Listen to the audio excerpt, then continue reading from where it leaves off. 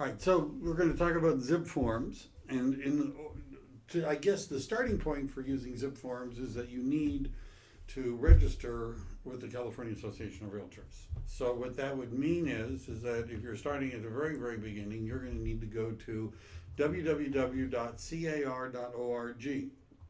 and hit enter. If you've never done this before, there's going to be a registration button or sign up button, and you're going to click on that, and it's going to ask you very personal information like your name and your NRDS number, which is your National Realtor something something number, which you're supposed to have memorized and tattooed someplace on. Well, no, that's not true. Nobody knows their NRDS number. Nobody knows it, but there'll be a button that you can click on that will help you find it, and when you know it, then you need to know two other things, which is, in order to find it, you need to know your name and your MLS ID number, which is your BRE number, right? So if you know your name and your BRE number, you'll find your NRDS number, and then you'll be able to log in and register for car.org.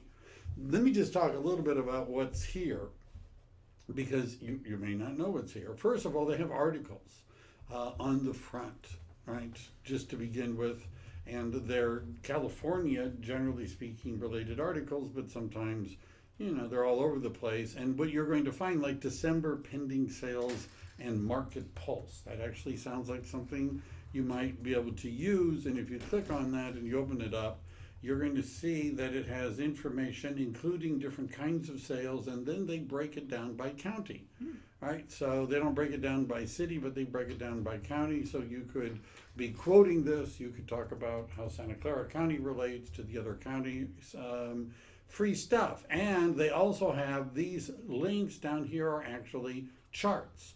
Now, the only issue with them is that they're California charts, right? And California has a much lower median price, and but I'm just saying it's there. I'm just going to go through what you could find here. If you go to market data, there's research and market at a glance and market snapshot. If you're familiar with those, market snapshot, did you know that you have a couple, at least, of free newsletters through the California Association of Realtors? Did you know that you have at least two? I haven't searched to see how many of them are, but market snapshot, notice it says learn how to personalize your market snapshot, and there's a regional housing market at a glance was the January 2015 snapshot. And if we click on that, just so you can see what it looks like, it says CAR market snapshot, and there's statistics, and there's a graph, and there's your branding would go here, right? And it would, it makes references to the Bay Area and things like that, and you could print it out. This is a PDF, which we could download right now, we could print, we could keep, but isn't that cool? The other one, which I've noticed is not as easy to find, but I'm going to if we type in client direct in the little search box, and I'll see if it's gone away. It has not gone away, but when you type in client direct, you're going to see client direct sign up, client direct flyer, and all this other kind of stuff. And so let me just click on the flyer, just because Client Direct is a free marketing tool for CAR members. Doesn't that sound nice? It's an online newsletter. It's customizable, simple to set up and maintain, sent to your clients once a month. Sent to your clients, right? So you can make a database, you can upload a database, and I believe they just send it out for you.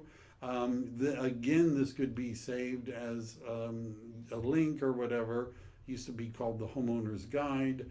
And the purpose of what I was going to do today was not to go through all that, but you might want to click on those, right? Doesn't that? So they email it out to the client? They email it out to the client. It's an email newsletter. Okay. What you're going to find is that and you could, I believe it's in a format that you could print out too.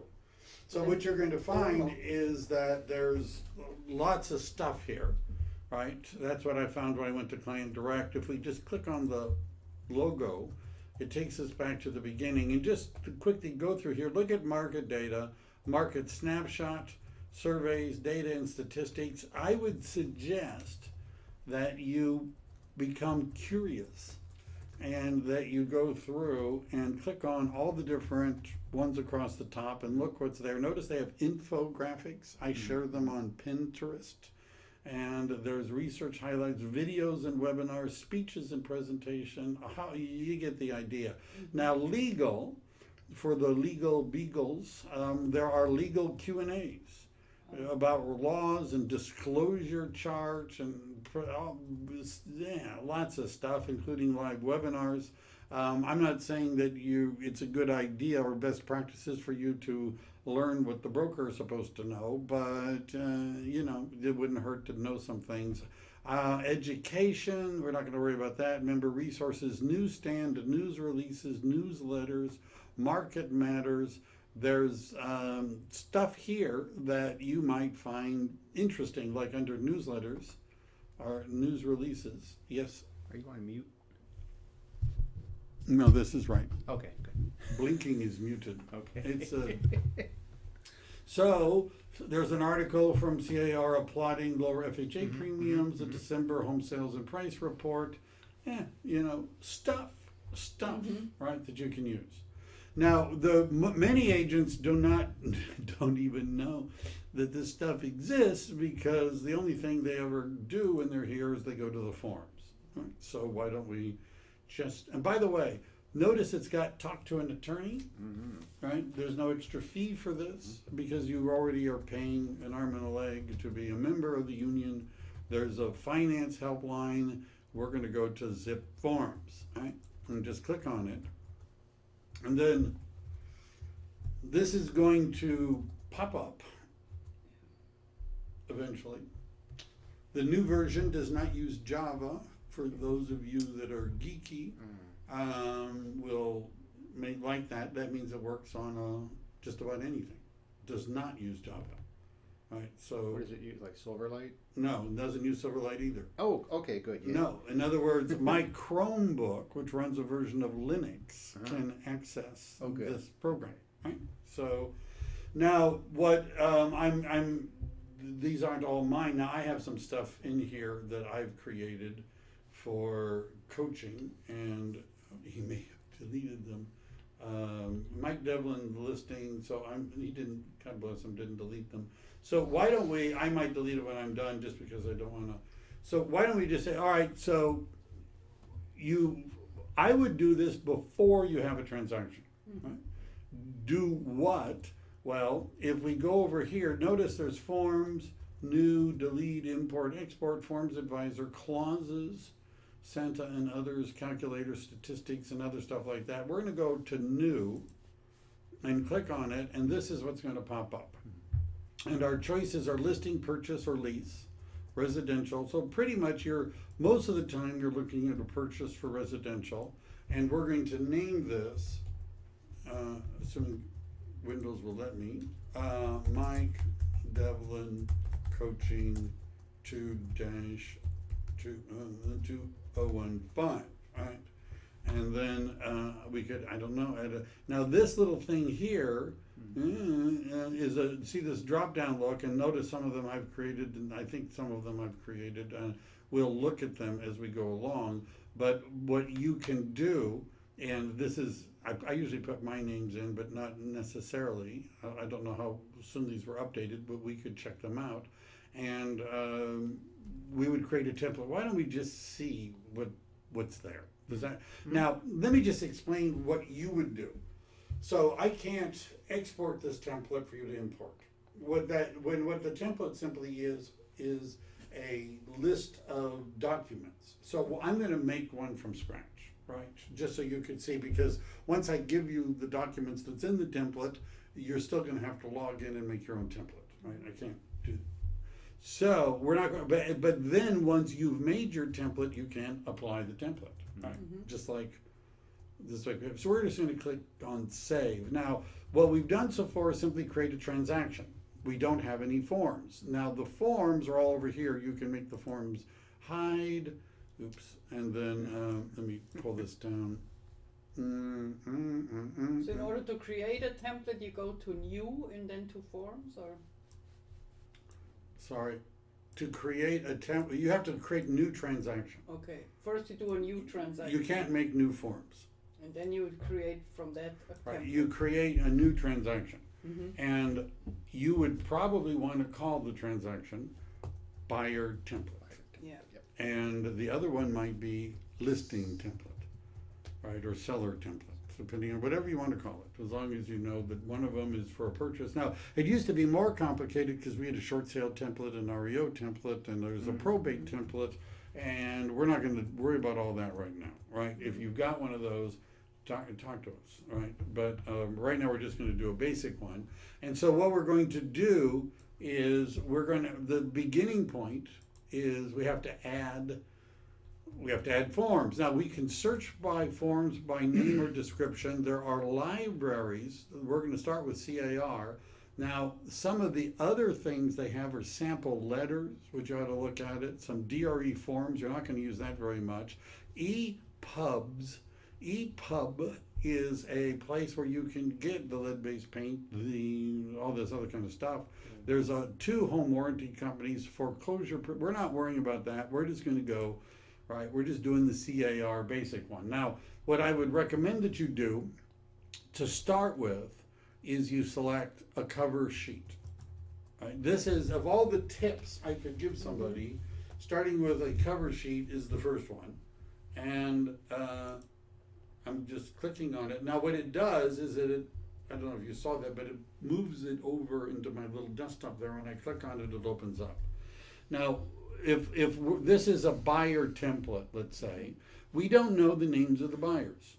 We don't know the names of the sellers. We don't know the property information. We don't know the escrow information. We don't know, wait a second. If we're representing a buyer, do we know the selling broker information? Well, that's us, right? So what you're going to want to do is when you have leisure time, fill all of this out, right? So you need the broker BRE number, which I have printed someplace, but would have to go get. Your BRE number, your name, the office name, you get the idea, right? You fill it all out, including your email address, right? And that's an important thing, including your email address. Now, once you've done this and you filled all this out, what you can do is you can go back and where it says this, do I want to do this now? We go back. Let me see how I can do this. Well, is it going to allow me to do this? And I'm going to go to, let me just see, where are we? List transactions, help, templates, transaction. I may not have wanted to do that, but I'm going to. Now, see, here is what we just did 1 minute ago. The reason that I logged out is because for me to save it while I'm in it, they want me to fill out more than what I filled out, which was essentially nothing. Right? You understand? So, but now that I'm here, I can click on this little guy and notice one of the choices is save as a template.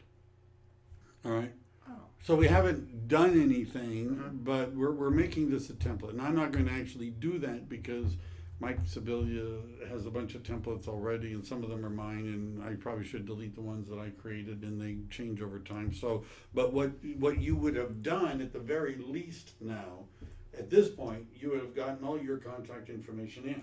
So what that means is that when you're going to write an offer and you say select the template, it's going to have that cover sheet already with all your information filled in. You don't have to do it again, right? You only have to do it one time. So you do the cover page and save as template. Right, you have to do the cover page, sort of log out, like I did, Okay. because you'll notice while I'm in it, right? So if I'm let me get into it, right? See what it does if I click on back, right? So while I'm in it, and I've clicked on the cover sheet, notice save. If I click on save, notice it doesn't want me to save it. Why does it want me to save it? Because I haven't given it enough information. You can't print it either, I've noticed. Right, because I haven't given enough information. So my starting point is I'm going to put in all of my information, the office information in the selling broker, so I never have to do that again. Now that, and so did that make sense? No, Right? but you don't save it, and you just exit out and it saves it. Yeah. What you, Ah, Underwater name then? yes, but it saved the name. I created the name when I created the transaction. okay. Okay. Yeah, yeah. I created the name when I created the transaction. But then I can say, well, let's wait. I haven't typed anything in yet. Oh, okay. Right. That's all. Mhm. It's just that once I've done it and I just go out, it's going to then, I didn't type anything in, it's not going to let me save anything. Mhm. So, for example, Keller Williams Realty, and you're going to find that it truncates Mm. because it doesn't allow everything. Now, notice it allows me to save. Mhm. Right? Do you understand? So once I fill this out and put in all of our information, now this becomes savable. And notice one of my choices. Come on, don't make me. One of my choices when I hit save, because it's now saved what little bit I've done. Mhm. So my purpose is not to tell you where the office is located and what your phone number is and BRE numbers. Yeah, I understand. But once Yeah. we do this, we can then save it, Mhm. right? But what we want to do is to then save it as a template Mhm. when we're done, right? But anyhow, so is everybody with me so far? Now, Mhm. if I want to get back to the what I would call the dashboard, that I click the back button and notice it gives me this. So if we're representing a buyer, what are we going to need? Well, what's the first thing you're supposed to do when you're representing a buyer? Agency disclosure. Agency disclosure. Yeah. Now let's just see what happens. So intuitively, you would type in agency. Now notice how it's giving me a list and No, agency disclosure is not on that list. People find this annoying. D1 and D2. People right? find this annoying. So how about DA? Oh, DA. DA is, and I don't see it right away, but DISCLOSURE, disclosure. See, now that I've done disclosure, it starts to show me what I want.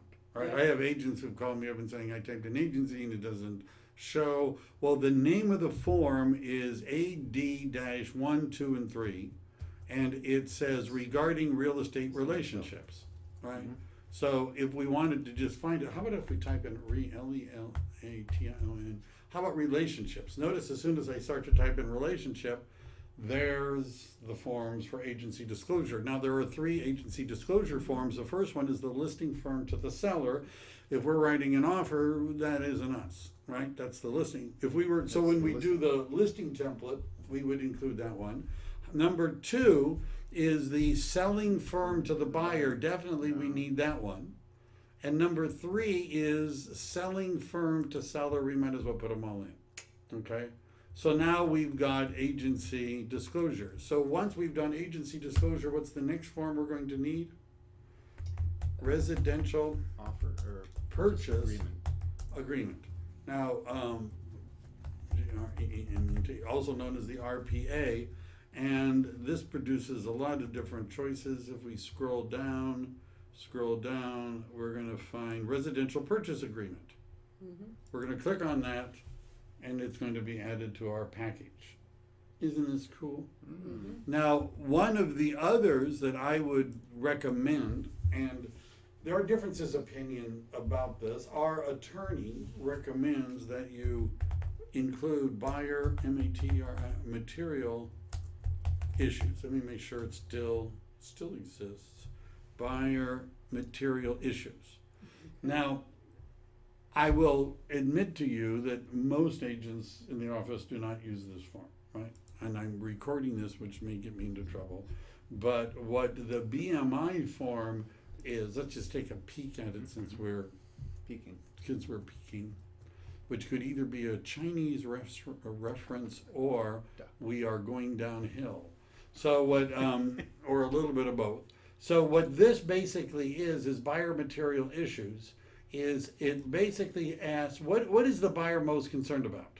What are you most concerned about? And you write it here.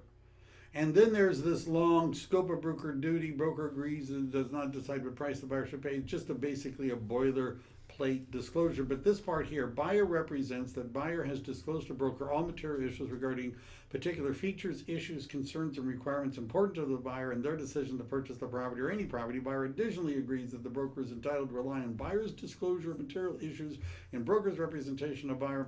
Why would we want this? What could possibly go wrong that paragraph might address? When you get into a contract and the buyer says, I didn't want a pool, this one has a pool. That's a good one. But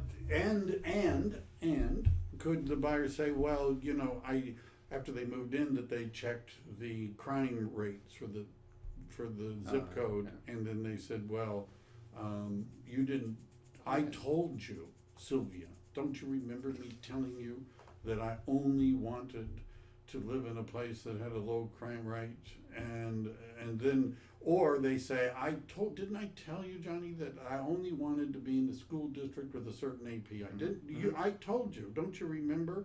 Right? Now, so what this form is designed to do is to get them to commit to what's most important to them. Right? And by the way, this is my view of a buyer consultation is you ought to be talking about this anyhow. I mean, really, what's most important to you? And what our lawyer shared when we had a meeting a year or so ago, that was sort of a required meeting for all the offices, and our lawyer got up and talked, and he talked about this form, and he said that if there's a lawsuit against you and you're the agent, you're representing the buyer, and the buyer's saying they didn't get what they wanted, the first question he's going to ask you is, so your buyer material issues, can we look at it? Where is it? I didn't see it in your file, didn't you? And then the agent's going to say, well, I didn't, I didn't.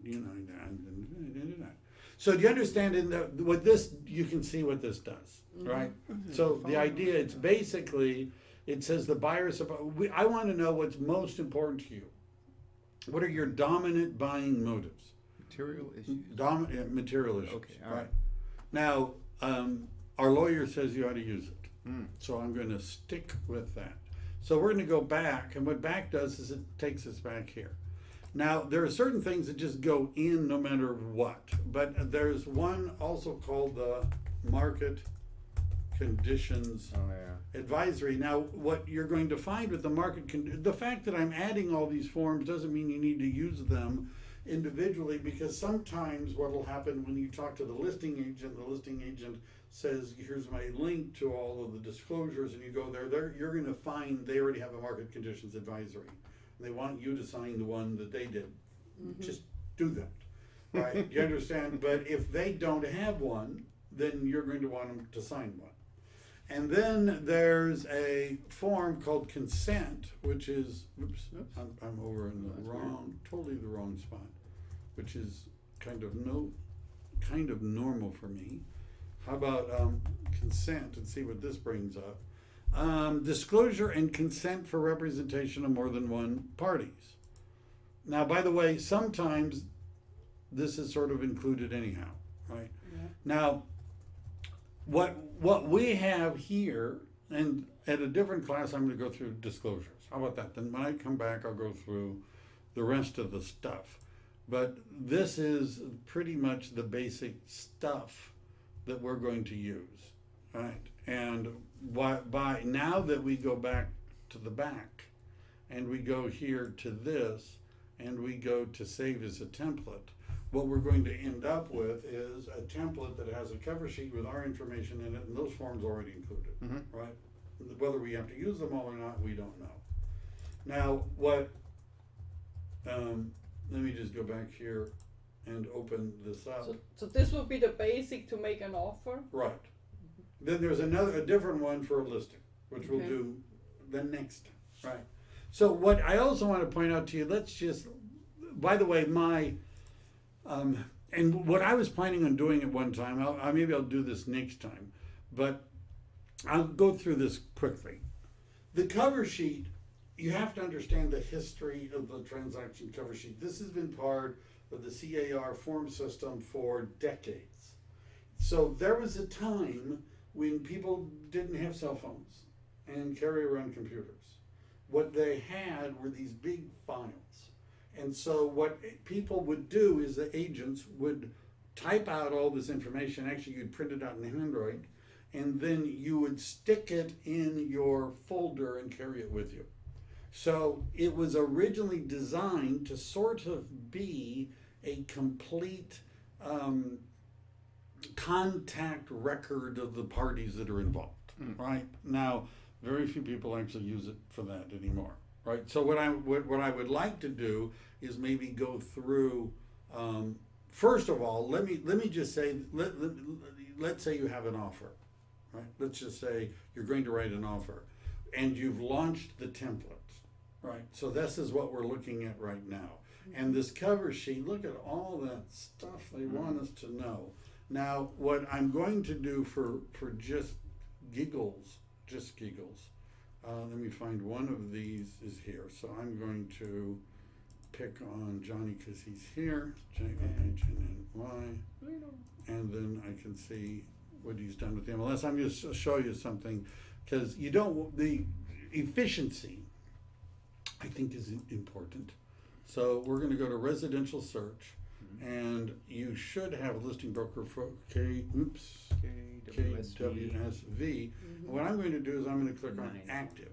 9 of them. Active. 13 of them. 13. So we're going to pick one. Not the ones way out there. We're just going to pick one. Okay. All right. How about Blossom Avenue? Beautiful. I've sold. That looks very close to one that I've sold, but it looks sort of like it too. But we'd have to look at the history to see if it goes back. I know him too. Anyhow, Me too. I know him. that's neither here nor there. What we're interested in is the MLS number. Right. So I'm copying that. Now I'm going over to Zipforms, wherever Zipforms is, and it's down here. And I'm going to click on MLS Connect. And it wants to know what MLS I'm talking about. These are the ones we have access to. How about MLS listings? And we're going to paste in that but we have to get rid of this. And we're going to click on import. Does everybody see what I just did? Hang on. No. I went to, let me do it one more You went time. to MLS. Connect. The MLS Connect.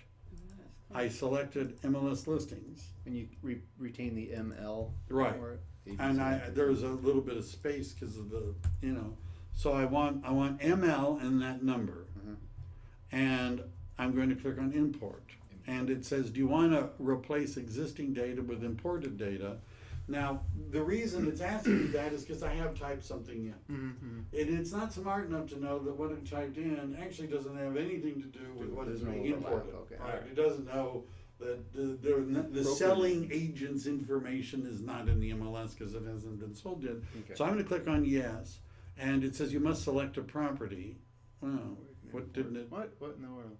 Let me see if I click on find. How about that? I'm clicking on find. I was doing that just to show you what happens if you click on import too quickly. MLS listing, that's redundant. It's the name of our, see here it is. Notice Okay. I click on find. Let's see what happens if I click on property photo. Well, I don't know why I want to, but I'm going to click on import. So did everybody get those steps? Find and then import. All right, find import. Now that it's filled this out, we click on import. Yes, I want to replace fields. MLS data has been imported successfully. Now what's happened, notice it's actually filled out a lot of information. Good. Isn't that nice? Right? It's already filled out a bunch of information. Not a lot, but look at all the listing broker information. Very nice. Right? It filled it out. Key. Right? And so if we had our information filled out, it would all be there. Now, you'll notice there's a lot of stuff that isn't here. Right? First of all, the name of the buyer. So let's just say we're working with Billy Buyer, and we don't need his street address, city, state, zip, and county, and all that information. Now, it's true the purchase agreement sort of asks for that, but I never bothered to fill it out. There are less than completely scrupulous real estate agents who will have deliberately underpriced the home so they get 50, 60 offers, and are looking for the other agents to fill out the addresses of the people that they were working with, it's so that they might be able to contact them and Jeez. say, yes. So there's no reason to give them the buyer's Put an- address. Give an Right? oath on the code. You of don't have to do ethics. that. Yes, I know. Well, Just us. I'm not saying these are not, I'm just saying I don't see any reason to tell them where the buyer lives. We do want to put in the buyer's email address. That, by the way, is not important. One of the things that's curious about the worksheet is that not every field has a form equivalent, right? And the reason, an email, by the way, doesn't get imported into a form. Email does not get imported into a form. Okay. So why do we want to know it? Why do I didn't put the address in, but it actually does get. So we'll have a key that we can identify where we put their address. That's a great thought, but not Great the wrong answer. Great wrong answer. Because later, when it comes to digital signatures, You need the email. we need the email address. And if we put the email address here, we don't have to do it later. Yep. Now, we could do it later, but sometimes what I've seen are panic-stricken agents trying to write the offer, and they haven't put in any of this information. And I've been here where they were calling the buyer on the phone and saying, "What's your email?" So we can send you right. It would be a lot better to do this at the beginning, right? So we're going to put in Billy@buyer.com. All right. When you put the offer in here in the office or somewhere, when you meet the buyer somewhere else and they tell you, do you have the buyer with you when you put in? Do you have the question is, do you have the buyer with you when you're doing this? Sometimes yes, sometimes no. Mm-hmm. What oftentimes happens is that, especially if you're nervous and you haven't done it before and your mentor is not available, That's why I'm and asking. then and there's a group of people I coach that are in that category, and they want me to help them write it up. So then they go and meet with the buyer, and they've already got most of it filled out, right? And then they're just, because what you would be doing oftentimes is the buyer would be here in the office. Mm-hmm. Now, there's a lot of advantages of that. If they wanted a printed copy, you could just print them a copy, right? But what let's say they live in Gilroy. someplace, or they're working, Yeah. right? And the husband and wife are both working, and they both need to sign it. Mm-hmm. This electronic signatures. So you take a note, they say they want to offer that and that amount, the contingency they tell you, and then you put in. Right. everything. My suggestion would be in a buyer consultation, you showed them what a purchase agreement looks Yeah. like, and maybe even discussed how it's filled out. Yeah. Right. So let's just quickly go through it. But you understand, I put in the name of the buyer and the email address of the buyer, but I don't put in all the other stuff. This little box over here put X's next to where they're going to sign, which is not a bad thing to do, except if they sign electronically, I don't really care. Right. So if there's a second buyer, you'd put in the second buyer. If there are more than two, there's a form for that, which is additional signatures addendum, right? Which we're not going to do right now. Now, putting in the seller's name, sometimes that works, sometimes it doesn't work. So let me see if I can find let's look at this listing. We're going to sell Ed, wherever it is, Ed Karzai's listing. And we go down here and it says instructions is call owner, it's occupied by owner.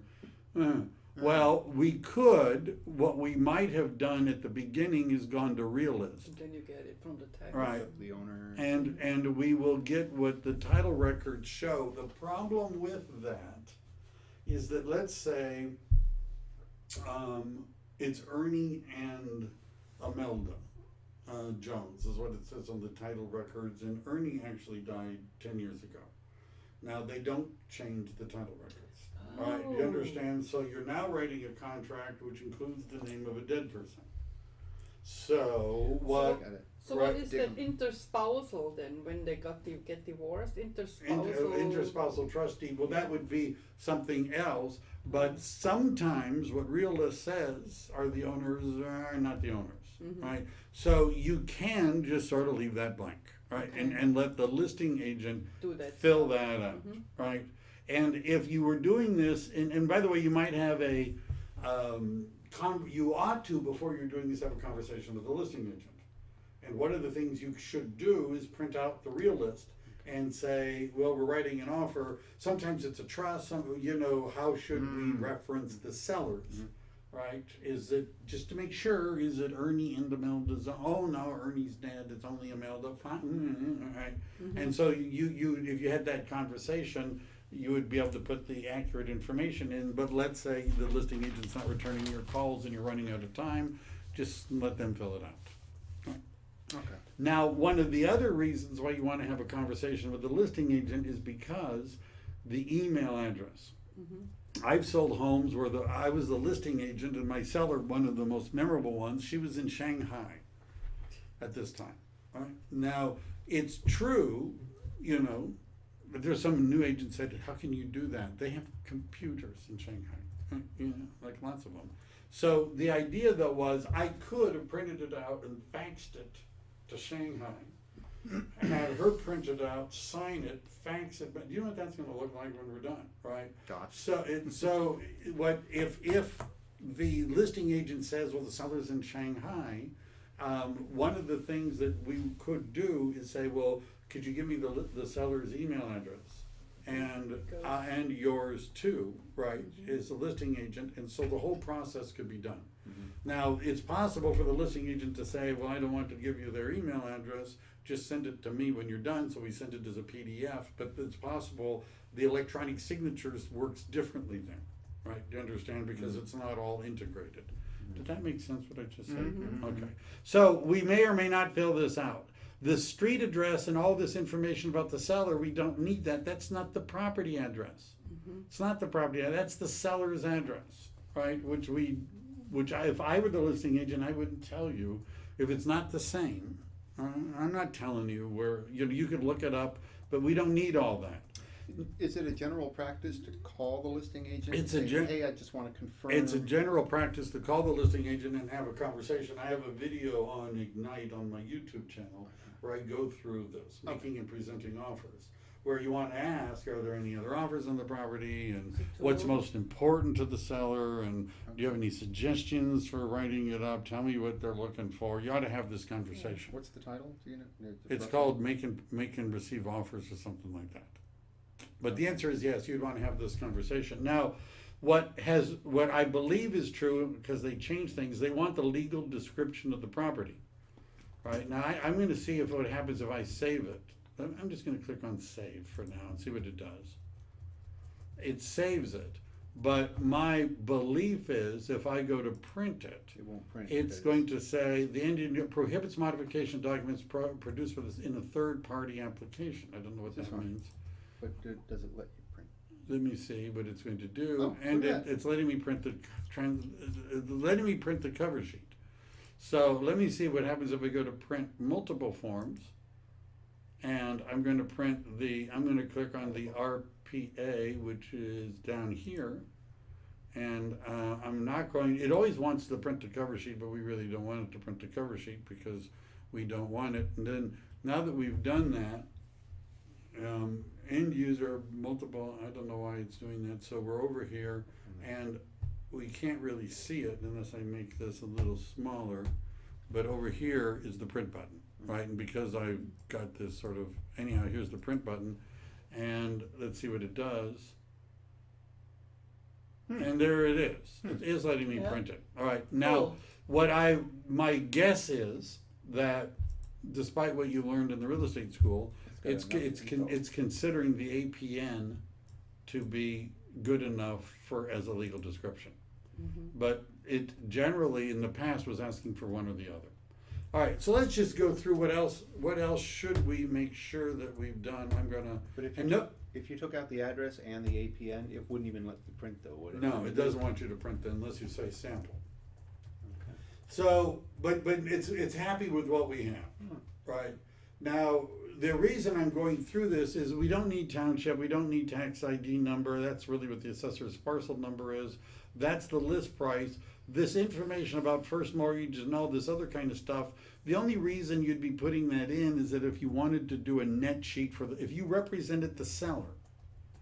If you represented the seller, the CAR has a net sheet form, right? Which is not recommended that you do unless you're better at it than I think you are, because you should just let the title company do it, right? So we don't need to add any of this stuff. It's put in this purchase price. Here we go. This is the price offered. So $6.99 with the price. Let's say we're doing $6.75, right? We're cheaping it, and we hit tab, and then it asks for the purchase agreement date. Now the purchase agreement date is the date you're writing it. That may not be the date they sign it. Right, so agents are always saying, well, maybe I should date it tomorrow because that's my thing. I meet with it. You could, you don't have to. Now, the way this is going to be represented is that there are going to be forms later that says, referring to the residential purchase agreement dated.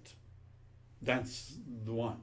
That's not the effective date of the purchase agreement. That's the date that the last person who needs to sign it signed it. Right? That's the date the contract is effective. This is simply the date we did. Now, closing, this is, I believe, although this is sometimes in dispute, that it's better to pick a date than to say 30 days, 40 days. And the reason is that 30 days and 40 days may fall on a weekend. It may fall on a Friday, and then if it gets bumped, it may fall on a Monday, which means it has to fund on Friday. Christmas. And if we pick that one of those days, then we're going to have an addendum to change the close of escrow date. And I was efficient, and didn't like to have to be doing addendums to modify the closing date. So what you would want to do is and who should give you advice as to what date to put in? The mentor. The mentor. And guess who the mentor is going to? If I were your mentor, and you said to me, "Okay, Mr. Mentor, what should I put in?" I'm not going to give you an answer. Okay, so to ask your buyer. Probably come up with the buyer's funder. The lender. Oh, the lender. The lender. Yeah, AKA the it lender. depends The on lender. How long the long. Right, because Money. the lender. So Lender. the question I would say, if you said, what should I put in? I'd say, well, who's the What did lender? the bank say? Right, and how soon do they think they can close this? 7 days. Right. Well, probably not. But let's just say. So we're going to click. And we're going to go to March. Ask the lender. You should know. By the way, at this point, before you get here, you should have talked to the loan agent. Okay. Because one of the things they're going to want to know is it an 80%, a 90%, a 95%? You're going to need to know what the interest rate is. You need to know if it's FHA or VA. You need an approval letter. And you're going to need to say to the lender, well, assuming we sold them a house on Sunday, how soon could they close? What would you say you're going to need to remove the loan contingency? And how long will it take to close? This varies dramatically by lender.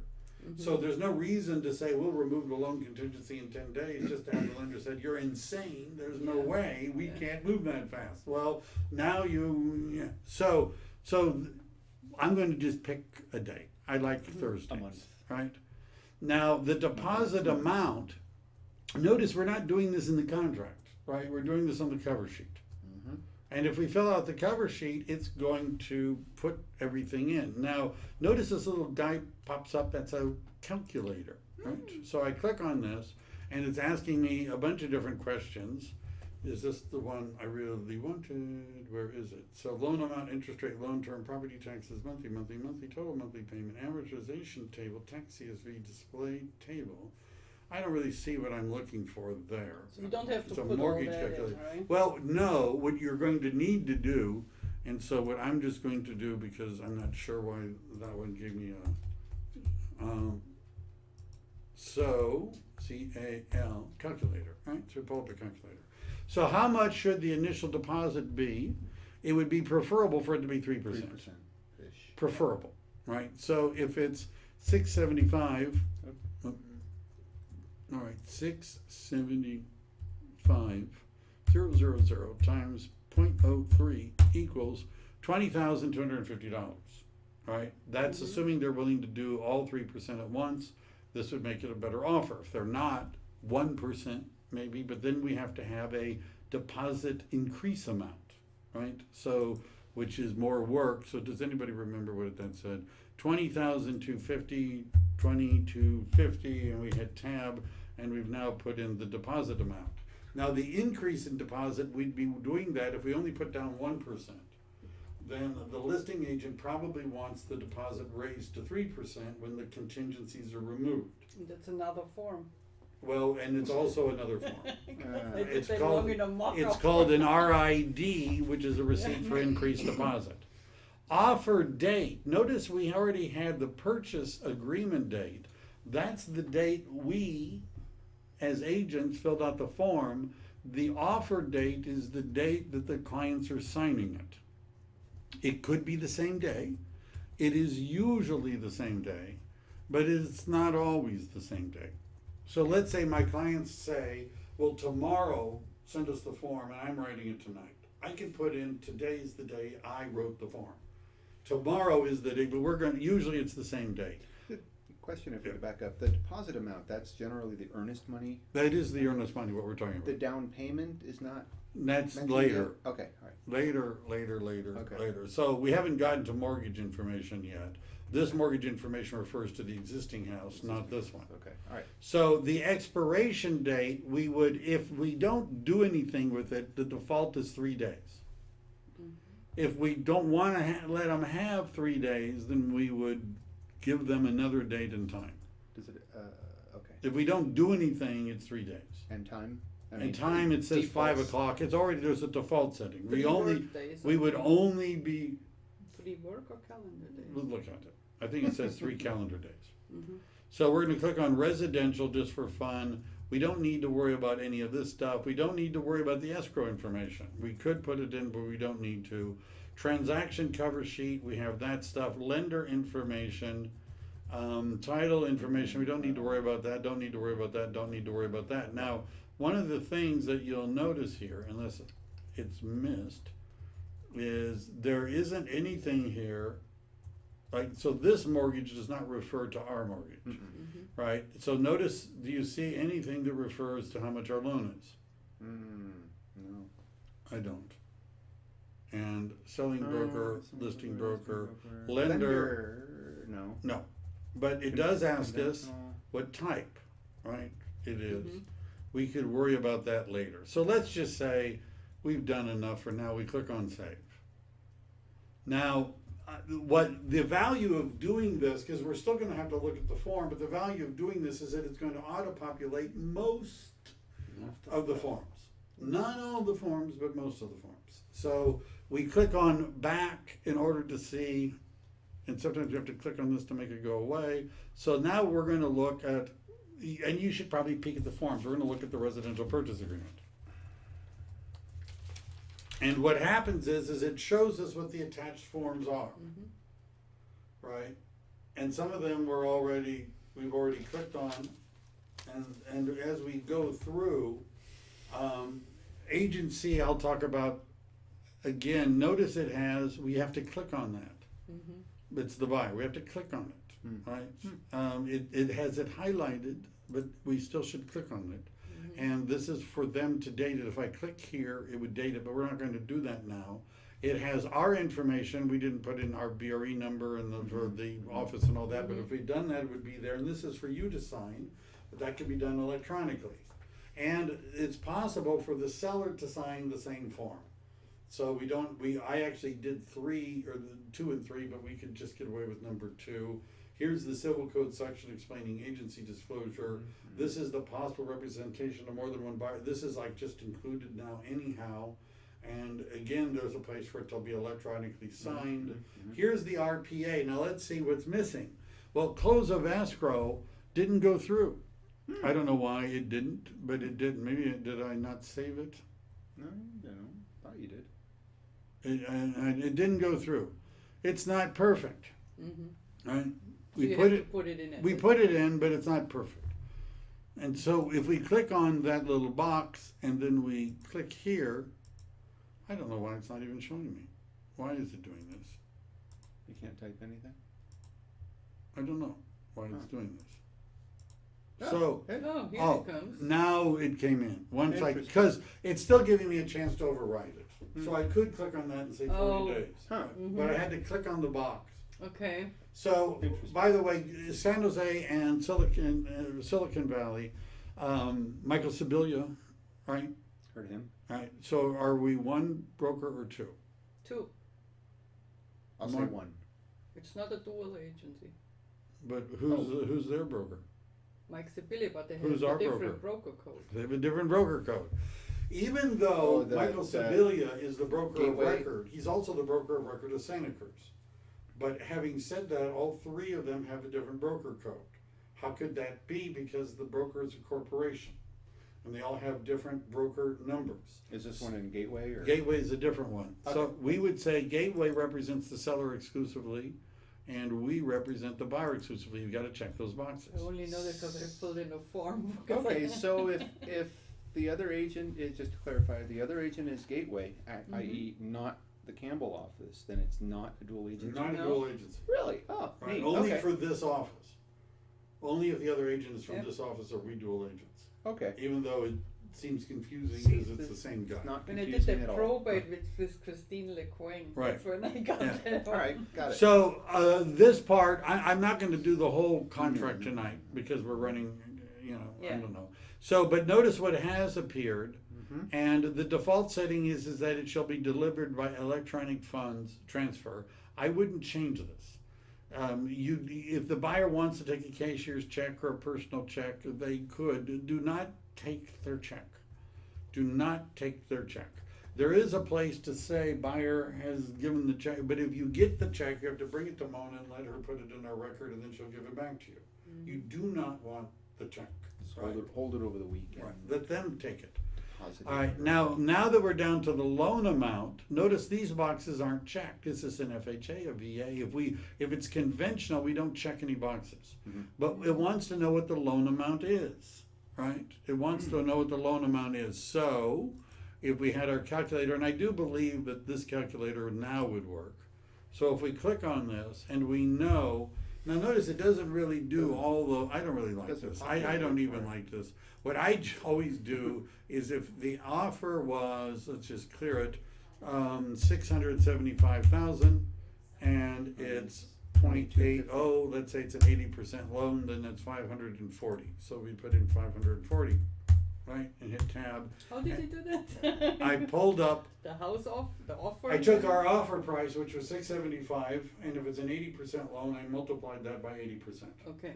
That gives me the loan amount. If it was 90%, I multiplied by 90%. And the other thing here is it has, what's the interest rate? This is why you need to talk to the loan agent. What's the interest rate? Right? Well, how about 4.25? How about that? Hoo-ha. All right, how about how about 4? 3.7. All right, 3.75. I'm not going to get into the theory of doing this. If there's any points, you'd put them in here. Okay, If there's a second loan, you'd click on that. sure. If it's FHA or VA, we would have clicked on that up here. And by the way, there's a FHA, VA, a mandatory clause will be part of this transaction. So if we click on this, let's just say it's FHA for giggles. If we click on that, notice it's adding the form, Yeah. Okay, good. right? And so we click on OK, and now it's added that form that it says we need if it's FHA.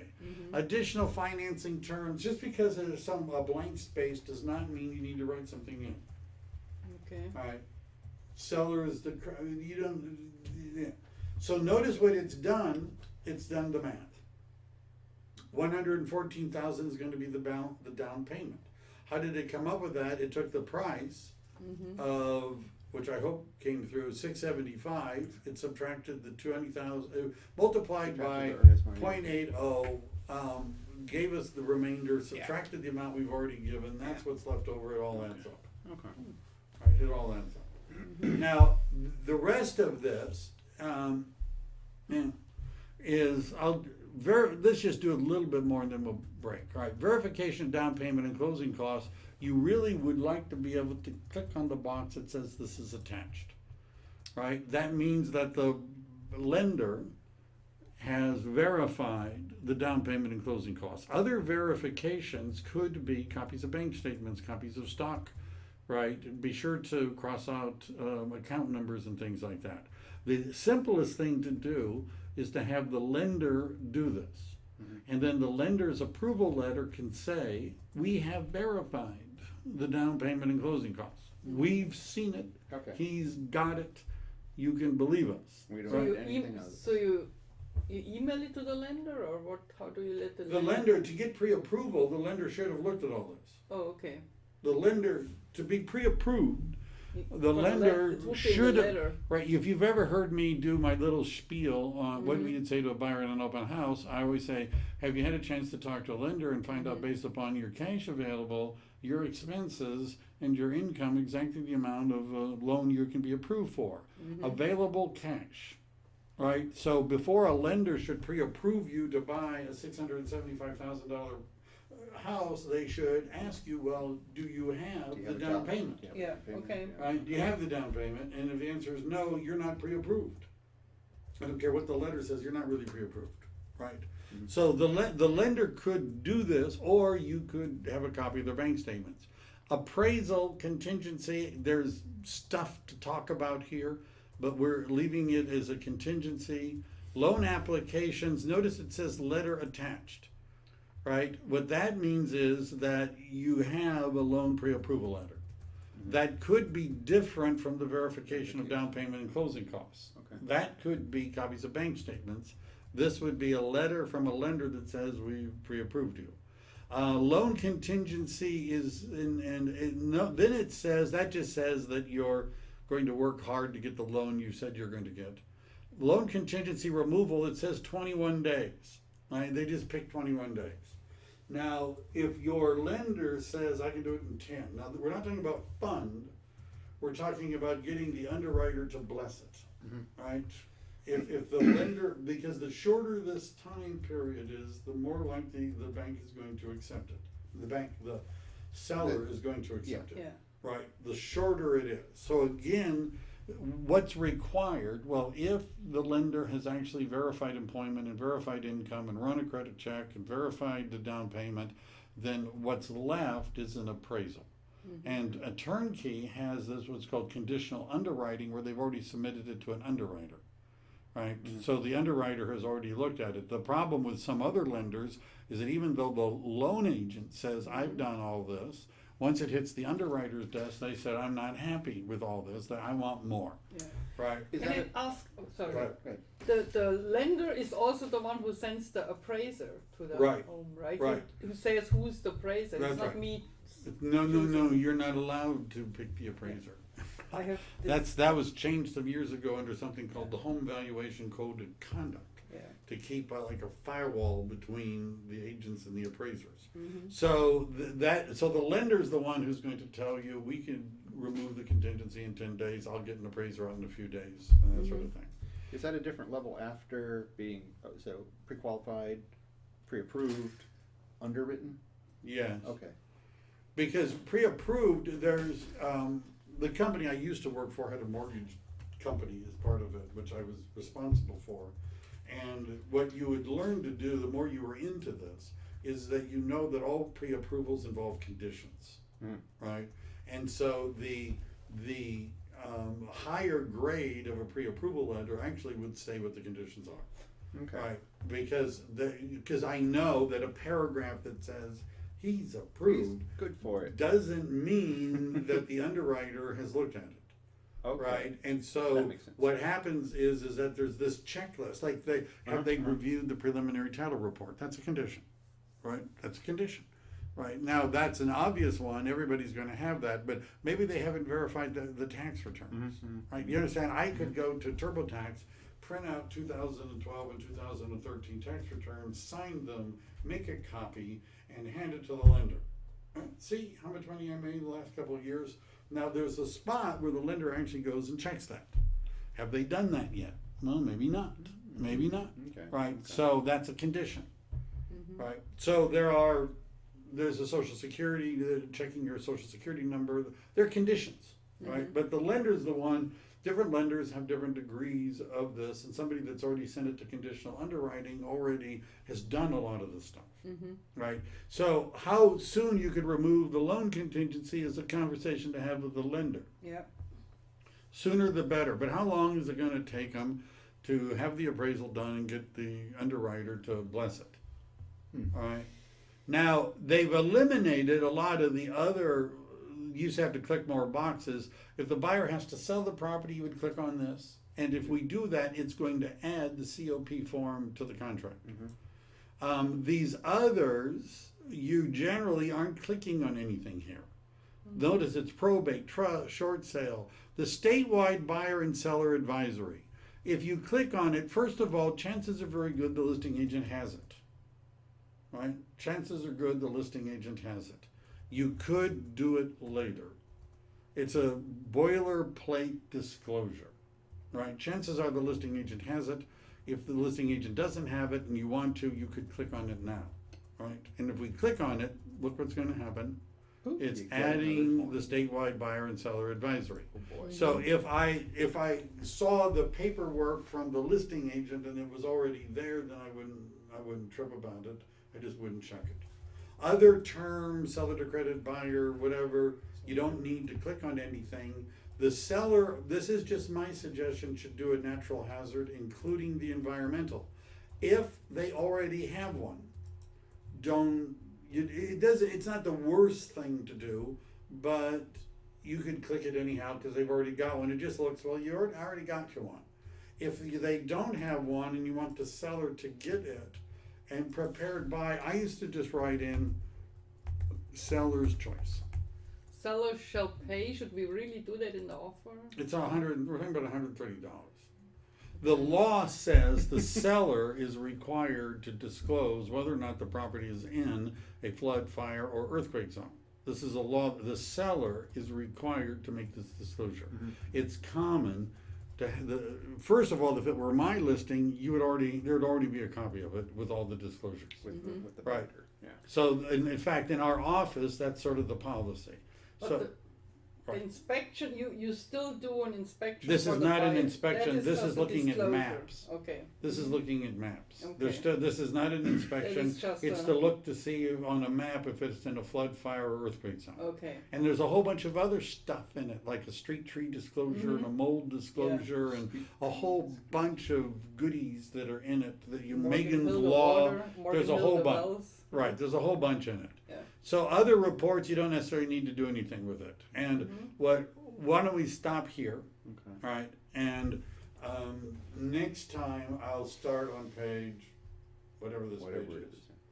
Next time, can we also go over? I don't want to actually run one, but the e-signature. What we'll do next time, this will be real fun.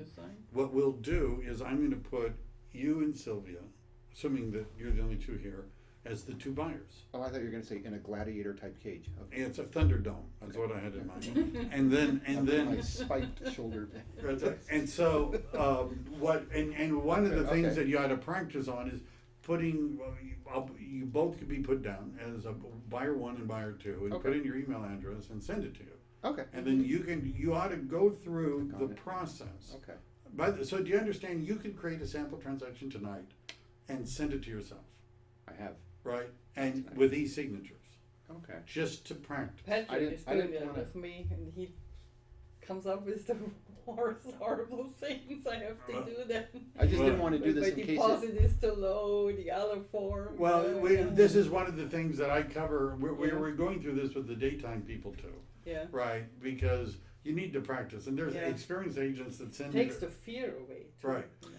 So when we do fill this out, see, that's why I didn't do any of that, because my fear was it would somehow go to the Bureau of Real Estate. No, it doesn't Somebody go would anywhere. look at it and say, what is this clown doing? It doesn't go anywhere. Okay, all right. It doesn't do anything. Okay, good. And then you can sign it, and it goes back to you. I didn't know I It's was just- buying houses. Or... Right. Well, it's just so you can, because you ought to go through the process. And I'm Yes. going to talk about it we're going to do this for a little while. Okay. And I'll talk about, we'll get to the disclosures. I might as well just do this for now. Why not? And then you ought to send it, you ought to go through the process of sending it. And by the way, if you have a PDF, like we have some PDF forms. If you have a PDF, like the office forms, a lot of them are PDFs. You can, in the e-signatures, you can- upload yeah. them and throw in signature spots. Mm-hmm. Right, so we'll do that, and then Okay. you ought to send it back and forth to yourself, because learning to do this will save you a lot of time. Because we have the new water thing, Santa Clara County water drought. drought. Waterboarding form. Waterboarding. No, the drought. The drought advisory. Yeah. Also, Right. if you could show us again where the Keller Williams forms are. I I know will. they are somewhere. Well, I will. Fire We will. preservation and When we stuff. go through that, which we'll after we finish filling out a purchase contract, we'll Mhm. we'll go through the disclosures, Okay. Okay. including that. So I And do the- my the- appointments after. Let's say you needed to get a copy of the Keller Williams forms. How would you do that? Go to kw.com and Not- you not mean that. the which forms? We have some of our own forms. Oh, Lindsay, the office Lindsay. forms. Did you see where I was searching in my email to find my copy? I have her. She sent it once to me Right. when I went to Sacramento. So what's going to happen? So why don't we stop this for now? Yeah.